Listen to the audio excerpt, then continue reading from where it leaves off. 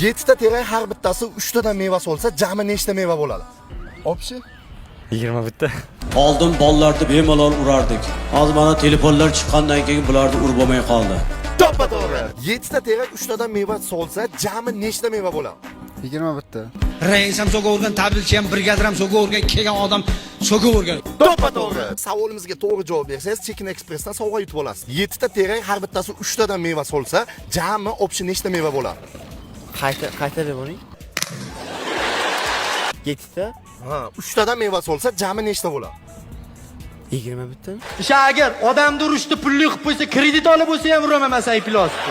To'ppa to'g'ri. To'g'ri javoblarni kommentariyaga yozib qoldiringlar. Marhamat, sovg'a sizga. Topdimi o'zi?